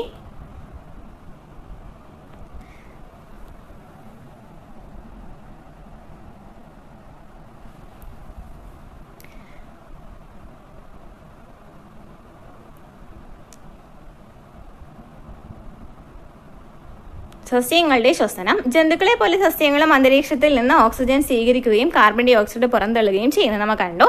ഇലകളിലും ഇളം കാണ്ഡങ്ങളിലും കാണപ്പെടുന്ന സൂക്ഷ്മ സുഷിരങ്ങളായ ആസ്യരന്ധ്രങ്ങൾ വഴിയാണ് ഈ വാതക വിനിമയം നടക്കുന്നത്. അപ്പോൾ ജന്തുക്കളെ പോലെ തന്നെ സസ്യങ്ങളും എന്ത് ചെയ്യുന്നുണ്ട്? സസ്യങ്ങളിലും എന്താണ്? ശ്വസനം നടക്കുന്നുണ്ട്. ഇവരെന്താണ്? സ്റ്റോമാറ്റ അല്ലെ, ആസ്യരന്ധ്രം എന്ന് പറയുന്ന ഒരു ഭാഗമുണ്ട് അല്ലേ. ചെറിയ ചെറിയ സുഷിരങ്ങളുണ്ട് ഇലകളിൽ.